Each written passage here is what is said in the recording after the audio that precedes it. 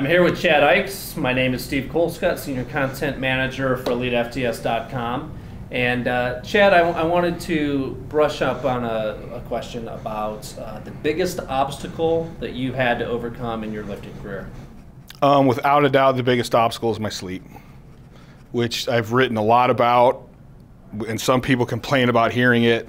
But when I started my log, one of the things I talked to Dave about is I want to write down everything that affects my lifting, so that somebody can read my log and go, hey, I have these problems, or hey, Chad adjusted it for this.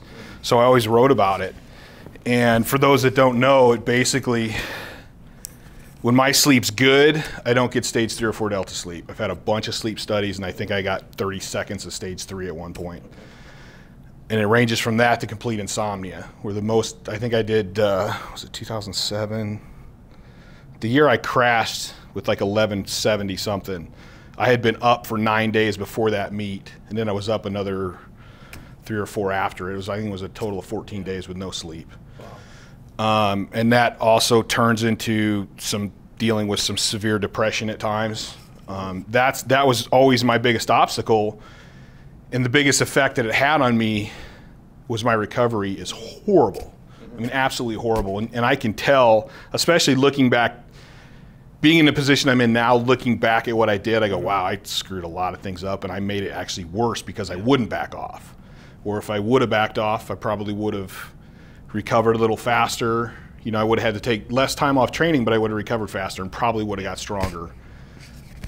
So dealing with that was really tough. And then also having my own team of guys, it's like you got to kind of, none of them have sleep problems, so they recover way faster than me. So I got to set up a program where we're all making the best gains we can, you know, and we're all in there for each other on heavy days and helping with gear and spotting and all that stuff. So it was kind of like a puzzle trying to put everything together and fit it. And still to this day, I'm a super aggressive person, and I hate not lifting heavy, and I hate not going to the gym. So it's a struggle for me to go, Chad, you're better off just going in and helping today. Yeah. And that's even worse. Going in and helping my partners lift heavy is like, just hate it. But I had to look at it as, where do I want to be, and what do I want my goals to be, and what's going to get me there the fastest. Did the drop in body weight make your sleep any better? No, because I've had sleep problems since I was in about 5th grade is the best I can pinpoint when it started to happen. And I've been skinny, chubby, like everything in between. The only thing, it does make it easier to deal with. I mean, if you don't sleep all night, or you have a really bad night and I get up at 3:30, body weight, it's a whole lot easier to deal with than being 385 or 390. What do you think? What did they find it to be? Is it like something nervous system? You're just not able to amp down to sleep, or what? Actually, they have not been able to figure it out completely. There is a syndrome called alpha delta wave intrusion, where basically your brain's in alpha waves, and then when you sleep, it'll kick down into delta waves, which puts you into delta sleep. And there's a disorder where it'll shoot. Your brain will kind of start going into delta, and it'll start shooting alpha waves sporadically, which kicks you back out. And the best thing they had for that was GHB, which is basically the date rape drug, and doctors are pretty picky about giving prescriptions for that. But I obtained some and tried it, and it really didn't do much. Tried it on yourself? Yeah. Or was dating? On myself. I don't need it for dating. Check it. But I do notice that on the subject, dropping weight and backing off a little bit, I'm trying to let my body kind of heal up so I can start ramping up again. I have noticed that one of the few drugs I found that worked is Seroquel, and I'm on lower doses than I've ever been on and getting the same result, which is not awesome sleep. I mean, it doesn't knock me out and I wake up in the morning. That doesn't happen. My best nights, I'm probably up 30 times. But on that, I'm taking way less doses than I have, which I think, it's back on, which I kind of attribute to letting my system kind of heal up. Okay. What type of injuries have you had to deal with in your career? I don't know if I'm talking about Dave. My injuries don't seem that bad, but because my joints are actually really healthy. And I had a guy help me out with my hip, because I've had a hip injury for a long time. Any videos you see me pulling, I'm like hurting bad by the time I'm pulling.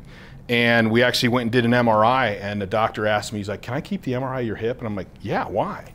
He goes, because I want to show people what a hip's supposed to look like. He goes, you lift this massive weight and you got the hips of a 19-year-old.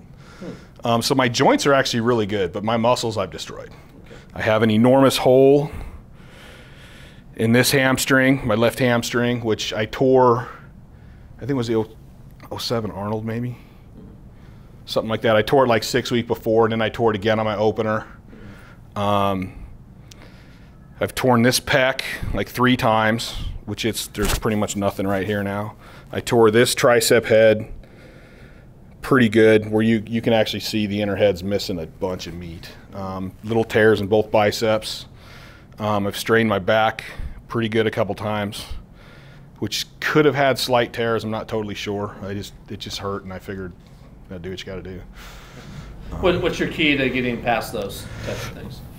I think with torn muscles, one of the biggest things is, first of all, ice immediately and continue icing. I'm a huge fan of ice just because it gets swelling out. Swelling is going to slow recovery. And I know a lot of people, oh yeah, I iced it last night. Ice it every day, a couple times a day for a month, until it's better. Just keep icing it. And with torn muscles, I find stretching, light stretching, like right away. Like when I tore my pec, that night I go home ice and I start doing some light stretching and work it a little bit. Because you want to keep that muscle long and straight, and you don't want scar tissue laying down the wrong way. And as long as you don't overstretch it, you're really not going to do any damage to it. Okay. Any more than it's already done anyway. Excellent. Thank you.